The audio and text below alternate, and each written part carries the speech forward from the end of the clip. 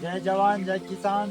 આજે અમે દાડમમાં ડીએપી ખાતરનો રોપણ કરી નાખ્યો છે ને હવે આપણે એમાં નાખશું નાઇટ્રોજન એટલે કે યુરિયા અમે ડ્રીપ દ્વારા મોકલાવીએ છીએ. 200 લીટર ટાંકીમાં અમે 200 લીટર ટાંકીના પાણીમાં અમે યુરિયા નાખી દીધું છે પહેલેથી. 1 એકરમાં 15 કિલો એવી રીતે અમે ડ્રીપમાં સેન્ચુરી દ્વારા અંદર મોકલાવીશું. તો 15 દિવસમાં એકવાર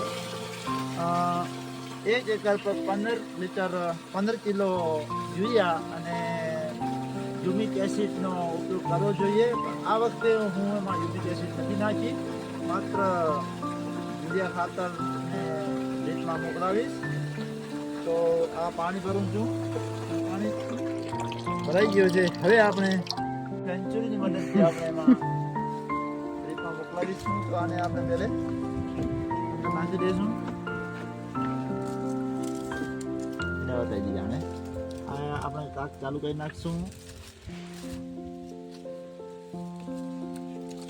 આ આપણે ડ્રીપ નેટાફેમની છે. આ મેન વાલ ચાલુ કરી નાખ્યો છે અને જે આ મેન કાક છે એને આપણે ધીરે ધીરે બંધ કરશું એટલે પોતે અહીંયાથી પાણી ખેંચશે અને ડ્રીપમાં જશે. યાદ રાખવું, જ્યારે પણ આપણે ડ્રીપમાંથી આપણે કાંઈ પણ ખાદ આપતા હોઈએ ત્યારે આપણે પૂરો થઈ જાય પછી 15 મિનિટ સુધી આપણે પાણી નલીમાં મોકલવું જોઈએ, જેથી નલીમાં જેટલો ખાદ હોય એ નીકળી જાય.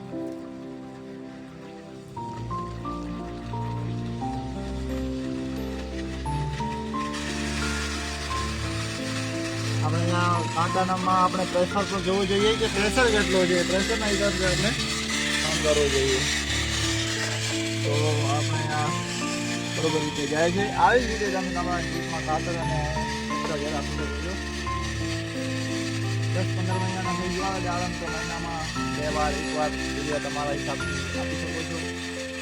વોટર સોલ્યુબલ કોઈ પણ ખાદ હોય આપણે ડ્રીપમાં આવી રીતે મોકલાવી શકીએ છીએ.